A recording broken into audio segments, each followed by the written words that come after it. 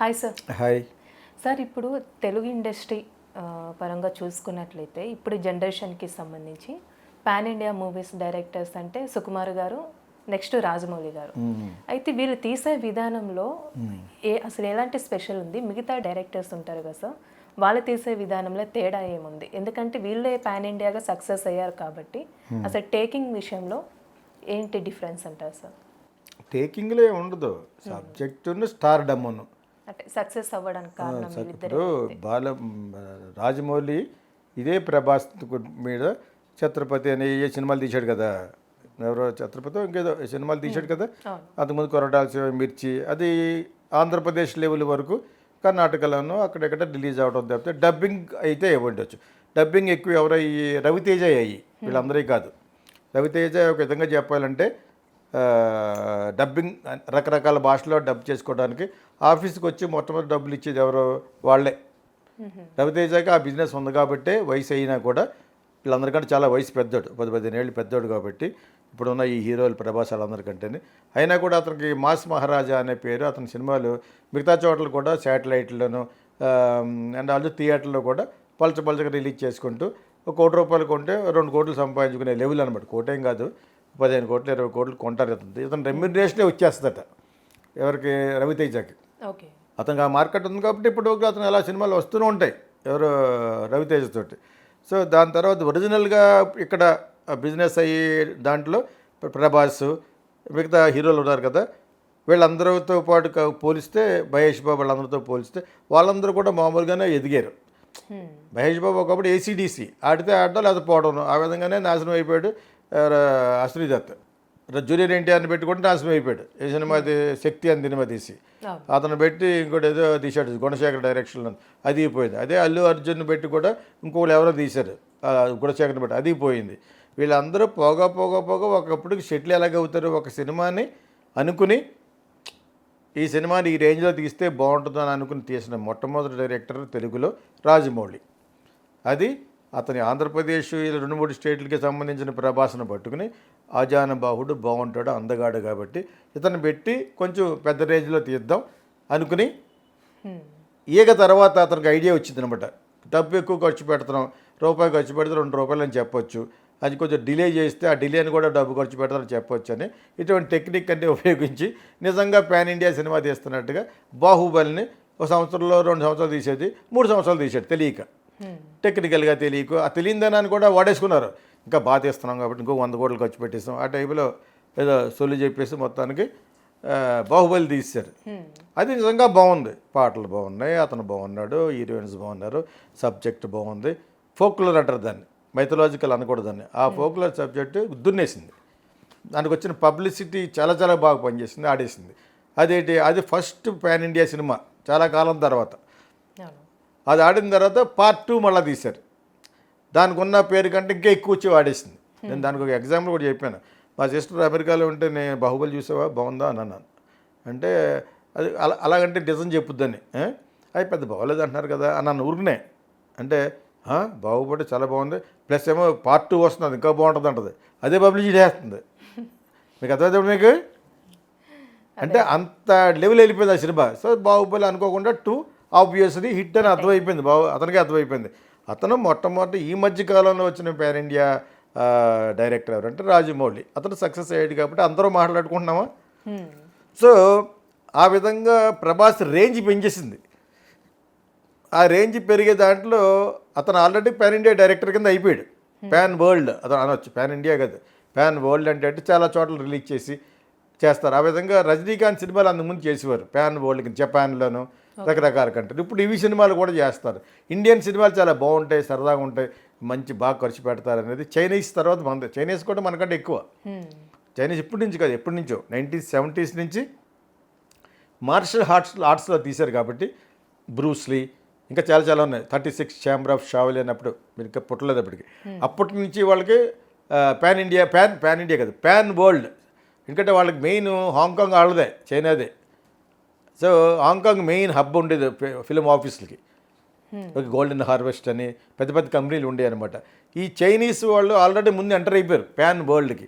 తర్వాత ఈ మధ్యన బాలీవుడ్ అనే పేరుతోటి మన దురదృష్ట ప్రకారంగా బాలీవుడ్ పేరు వచ్చింది. బాలీవుడ్ కాదు, ఇండియన్ ఫిలిం ఇండస్ట్రీ అనాలి. నిజంగా ప్యాన్ వరల్డ్లో బాగా ముందు పైకి వచ్చింది హిందీ సినిమాలు కాబట్టి మనంతనే కూడా ఇండియా నుంచి వచ్చిన సినిమాని ప్రతిదీ బాలీవుడ్ అంటారు. ఇండియా నుంచి వచ్చిన సగమే బాలీవుడ్. కాకపోతే బిగినింగ్ స్టార్ట్ అయినాయి షారుఖ్ ఖాన్ తోటి, అమీర్ ఖాన్ తోటి వీళ్ళ సినిమాలు ఆడడం మొదలుపెట్టినాయి. Shahrukh Khan especially and also Aamir Khan also very good actor కాబట్టి వీళ్ళిద్దరు సినిమాలు ఎందుకు చూస్తారు, ఒకటి చివరి ఖాన్ అని ఒకటి ఉంది. ఆ ఖాన్ అనేది ఇస్లామిక్ కంట్రీస్ ఎక్కువ, ఈ భూప్రపంచంలో ఎక్కువ కంట్రీల్లో ఎక్కువ ఉండేది ఎవరో ఇస్లామ్సే, ముస్లిమ్సే.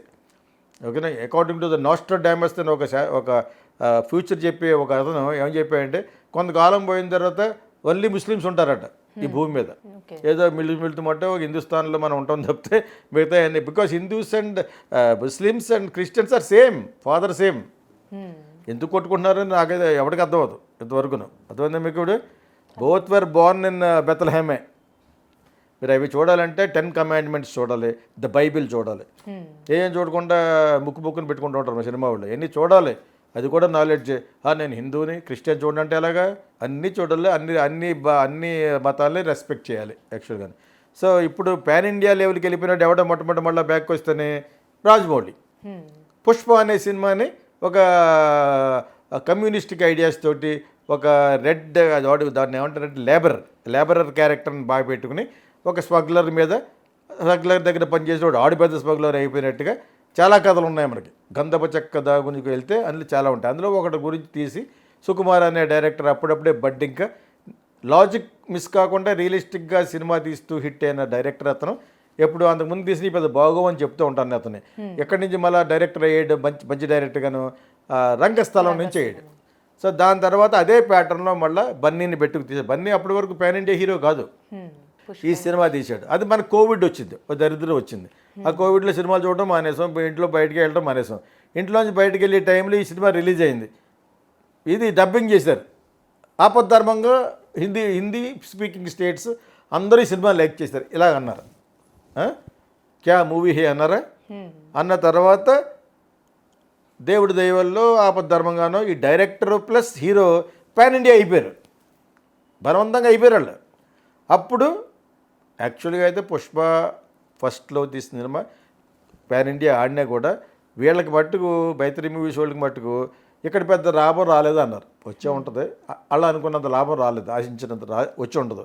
ఒక 70-80 కోట్లు, ఒక 60 కోట్లు ఖర్చు పెడితే 70-80 అని ఉంటారు. ఆ 80 రాలేదు అంతే తప్పితే. అందులో కూడా అబద్ధం ఉంటుంది. అబద్ధం లేకుండా ఏ ప్రొడక్షన్ ఉండదు. రేపు నేను డైరెక్ట్ చేసినా మళ్ళీ ఈ డైరెక్షన్ స్టార్ట్ చేసినా కూడా ఆ అబద్ధం ఉంటుంది. అదంతా మీకు చేత అలా అనకపోతే తిడతారు వాళ్ళు. సో మళ్ళీ పుష్ప 2 తీశారు. దానికి ఎక్స్పెక్టేషన్స్ తర్వాత తట్టుకోలేని చిరంజీవి ఫ్యాన్స్, పవన్ కళ్యాణ్ ఫ్యాన్స్ అందరూ కలిసి దీనికి అపోజిషన్ చేయడం, ఇవన్నీ కూడా ప్లస్ అయిపోయినాయి. బ్లెస్సింగ్ ఇన్ డిస్గైజ్, అన్ని బ్లెస్సింగ్ అయిపోయినాయి. అది కుదేసింది. అది యాక్చువల్గా పుష్ప 1 బాగుంటుంది 2 కంటేనే, బట్ 2 బాగా ఆడేసింది. Expected pan India pan world cinema కాబట్టి ఎక్కడెక్కడ నుక్ అండ్ కొన్నారు, ఎయిర్ డ్రోన్ ఫ్లైట్లు వేసుకోవడానికి అన్ని చోట్ల అమ్మేశారు అది. సో మైత్రి మూవీస్ వాళ్ళకి వాళ్ళ యొక్క డెడికేషన్కి బాగా వర్కౌట్ అయింది. ఆ డైరెక్టర్ యొక్క డెడికేషన్ బాగా వర్కౌట్ అయింది. బన్నీ పెద్ద హీరో అయిపోయాడు. ఇప్పుడు ఎవరెవరు ఎంత ఉన్నారు మనకి? ఇప్పుడు Prabhas, Bunny are the main pan India heroes కదా, మిగతా వాళ్ళు ఎవరో కాదు. ఇప్పుడు మళ్ళీ రాజమౌళి ఒక సోషల్ మూవీ లాగా ఒక అడ్వెంచరస్ మూవీ మహేష్ బాబుతో తీస్తున్నాడు. మహేష్ బాబు ఎక్కడే మంచి బిజినెస్ ఉంది, యూఎస్ వరకు బిజినెస్ ఉంది. అయినా హిందీ స్పీకింగ్ వాళ్ళకి ఏదో ఎందుకు దూరంగా ఉన్నాయంటే బాలీవుడ్ కెనాట్ అఫోర్డ్ మీ అన్నాడు ఒక రోజు ధైర్యంగా ఎవరో మహేష్ బాబు, అంత అందగాడు కాబట్టి. ఇప్పుడు వీళ్ళిద్దరు కలిశారు కాబట్టి ఎవరో రాజమౌళి అని అందగాడు అతను కలిశాడు కాబట్టి దీన్ని కూడా పాన్ ఇండియా అయితే రేపు పొద్దున Mahesh Babu will become 1 more pan India, pan world. Pan India అంటారు, పాన్ ఇండియా కాదు, మిగతా దేశాల్లో కూడా రిలీజ్ అవుతుంది కాబట్టి you can say pan world. ఇక్కడి నుంచి పాన్ ఇండియా అనకండి, pan world. Kamal Haasan act చేసిన సినిమా ఉంది విక్రమ్, ఎవరో లోకేష్ కనకరాజ్ అన్న డైరెక్ట్ చేసిన సినిమా, అది పాన్ వరల్డే కదా. మరి అతను అన్ని చోట్లకి వెళ్ళి అలా పబ్లిసిటీ చేసుకున్నాడు. పబ్లిసిటీ ప్యాటర్న్ ఆల్రెడీ బాహుబలి అతను ఎవరో రాజమౌళి చేసుకున్నాడు. ఇటువంటి సినిమా తీసిన వాడికి పబ్లిసిటీకి 4-5 కోట్లు పెట్టుకోవాలి, అన్ని చోట్లకి వెళ్ళి అన్ని చేయాలి ప్రెస్ తోటి. ఆ విధంగానే బాగా ఆర్ఆర్ఆర్ సినిమాకి అక్కడ ఉండి ఆస్కార్ని బాగా లిఫ్ట్ చేసి ఏదో ఒక అవార్డు ఇవ్వండి బాబు అని అనుకుంటే సాంగ్ ఇచ్చారు. అదే మీకు ఇవన్నీ ఒకేసారి మళ్ళీ ఎందుకు చెప్తున్నానంటే మనకి పాన్ వరల్డ్ హీరోస్ ఎవరున్నారు ఇప్పుడు? ప్రభాస్, బన్నీ. బన్నీ. అప్కమింగ్ ఎవరు? మహేష్ బాబు. అంతేనా? అంతే. అది ఇంకా మరి పాన్ వరల్డ్ డైరెక్టర్లకి వీళ్ళకి తేడా ఉంది. స్టార్లను బట్టి స్టార్ డమ్ని పెట్టి స్టార్ డమ్ని ఉపయోగించుకుని దాన్ని కొంచెం పెద్ద రేంజ్లో ఖర్చు పెట్టి గ్రాఫిక్స్ అని ఇప్పుడు మళ్ళీ ఆర్టిఫిషియల్ ఇంటెలిజెన్స్ విజువల్ షూటింగ్ అని వచ్చింది. ఈ మూడు ఉపయోగించుకుని అండపెద్ద బ్రహ్మాండంగా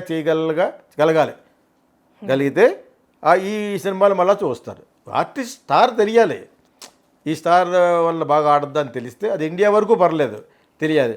అక్కడికైతే మళ్ళీ అక్కడ కూడా ఆస్కార్ విన్నర్ డైరెక్టర్ అని రాస్తారు. ఇప్పుడు ఆర్ఆర్ఆర్కి వచ్చింది కాబట్టి Oscar nominee, Oscar winning Rajamouli, Baahubali, RRR directing అని పెడతారు పోస్టర్లో. అది అమెరికాలో కూడా చూస్తారు, వేరే దేశాల్లో కూడా చూస్తారు.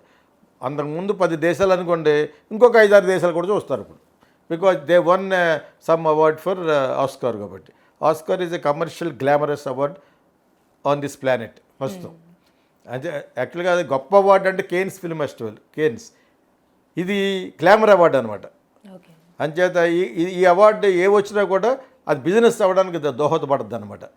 సో ఆ విధంగా మనకున్న స్టార్స్లో వీళ్ళిద్దరూ కూడా షారుఖ్ ఖాన్ వాళ్ళకి చెప్పట్లేదు. Actually Shahrukh Khan pan India, అమెరికాని పాన్ వరల్డ్ వాళ్ళందరూ కదా. Salman Khan pan world. నేను మన గురించి అడిగే కాబట్టి చెప్పాను.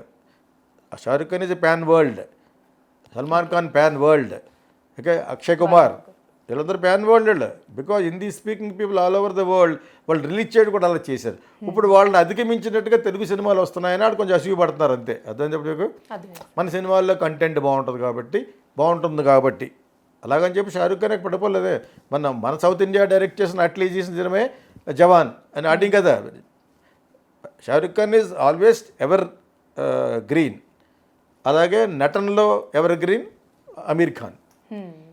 మన సౌత్ వరకు వస్తే తమిళకి ఎందుకు పడిపోయిందంటే తమిళ్ వాళ్ళు హిందీ రేట్ చేస్తారు. హిందీని ఇప్పుడు అన్నారు మా తమిళనాడు అన్నారా, మీ తమిళనాడు మీరు అక్కడ ఉండన్నారా అంటే తెలుగుకి వచ్చి యాక్ట్ చేస్తారు వాళ్ళు ఈ సూర్య వాళ్ళు అన్నప్పుడు. అర్థమైనప్పుడు మీకు వాళ్ళకి సీన్ పోయింది.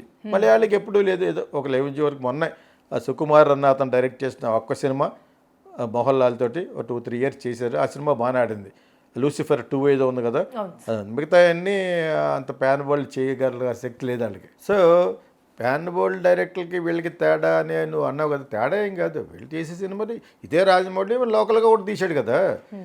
అదే రాజమౌళి అదే ప్రభాస్ని పెట్టి తీసిన సినిమాలు పాన్ వరల్డ్ ఏం అవ్వలేదు అప్పటికి. అది అనుకుని పాన్ వరల్డ్ చేస్తే బాగుంటుంది, చేస్తే కొంచెం ఎగ్జూబరెంట్గా బాగా ఖర్చు పెట్టి తీసి అలా తీసి ఆ విధంగా పబ్లిసిటీ చేసి ఒకటి ట్రై చేశారు బాహుబలి.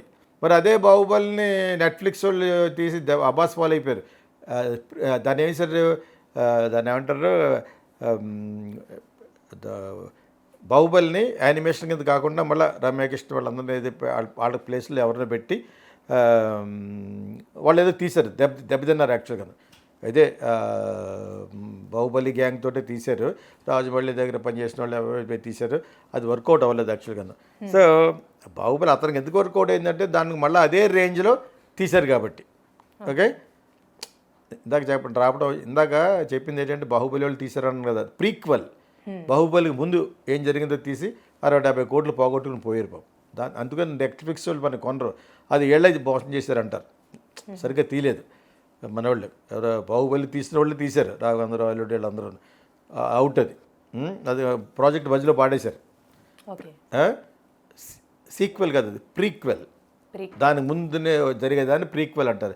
సీక్వెల్ అంటే బాహుబలి 2. అదంతా ఒకటి మీకు. సో ఆ విధంగా బాహుబలి 2 కూడా పెద్ద హిట్. వాళ్ళు చేసిన ప్రయత్నం పోయింది. నెట్ఫ్లిక్స్ వాళ్ళకి మనకు దూరం అయ్యాం. ఎన్నో తెలిసి చాలామంది తెలియదు కాబట్టి చెప్తున్నాను యాక్చువల్గా. సో బాహుబలి డైరెక్ట్ చేసిన డైరెక్టర్కి మిగతా వాళ్ళకి తేడా ఏం కాదు. వీళ్ళు కూడా పెద్ద ప్రాజెక్టులు చేసి ఆ విధంగా తీస్తుందే కదా లూసిఫర్ 2. అదే ఆడింది వాళ్ళకి. ఇంకా దుబాయ్ పెద్ద మార్కెట్ మలయాళీస్కి. గల్ఫ్ కంట్రీస్ అంటే పెద్ద మార్కెట్ మలయాళీస్కి. మిగతా అన్ని కంట్రీల్లో కూడా వీళ్ళు షూటింగ్ కూడా అక్కడక్కడ తీశారు. ఆ సబ్జెక్ట్ అలా ఉంటుంది అనుకుంటా. సుకుమార్ అని ఉన్నాడు కదా అతను, పృథ్వీరాజ్ సుకుమార్ అంటే సుకుమార్ వాళ్ళ ఫాదర్ పేరు, పృథ్వీరాజ్ తన పేరు. వాళ్ళ ఫాదర్ కూడా యాక్టరే. బాగుంటాడు మనిషి యాక్చువల్గా. అదే అందులో యాక్ట్ చేసాడు కదా, సాహోలో అన్ని యాక్ట్ చేసాడు కదా. మన ప్రశాంత్ నీల్ డైరెక్షన్లో కూడా ప్రభాస్తో పాటు యాక్ట్ చేసాడు కదా. సో ఆ సినిమా తప్పితే మిగతా మలయాళంలో పెద్ద ప్యాన్ వరల్డ్కి వెళ్ళటానికి ఖర్చు పెట్టాలి. ఎగ్జూబరెంట్గా తీయాలి, ఆర్టిస్టులు ఉండాలి, పాన్ ఇండియా ఆర్టిస్టులు ఉండాలంటే తెలుగు, తమిళ్, మరాఠీ, హిందీ, మలయాళం వాళ్ళందరినీ పెట్టి తీస్తేనే పాన్ ఇండియా. ఆ లెవెల్లో పెట్టినప్పుడు ఇంకా బాగా ఖర్చు పెట్టి సబ్జెక్ట్ పాన్ ఇండియా ఉండాలి. నాట్ ఓన్లీ స్టార్స్, ఆ సబ్జెక్ట్ అందరికీ రిలేట్ అవ్వాలంటే పాన్ ఇండియాకి రిలేట్ అవ్వాలంటే ఫోక్లోర్ తీయాలి. ఇండియన్ ఫోక్లోర్ చూస్తారంటే చందమామ కథలు. ఇప్పుడు అలాగే హాలీవుడ్లో కూడా చందమామ కథలు లాంటి చాలా ఉంటాయి. సో ఇటువంటి తీసే డైరెక్టర్లు కింద నుంచి పెరిగారు వాళ్ళు. యాక్చువల్గా దే గ్రోన్ ఫ్రమ్ డౌన్. అదేవిధంగా మిగతా డైరెక్టర్లు కూడా తీయచ్చు. కాకపోతే వాళ్ళకి అవకాశం రావాలంటే ఆ స్టార్ డమ్ రావాలి, మల్టీ స్టార్ కావాలి, అన్ని భాషల్లో ఉన్న వాళ్ళకి రావాలి, సబ్జెక్ట్ పాన్ ఇండియాకి ఉండాలన్నమాట. అంతే తప్పితే డిఫరెన్స్ ఏమి లేదే. ఎక్కడి నుంచి వెళ్ళినోడే కదా, చిన్న సినిమాలు చేసుకుంటూ పెరిగినోడే Rajamouli. You understand now? There is no difference. మీరు అనుకుని ఆ యాటిట్యూడ్తో తీయగలితే సినిమాల్ని దే విల్ రన్ అంతే. యాక్చువల్గా దెర్ ఈజ్ నో డిఫరెన్స్.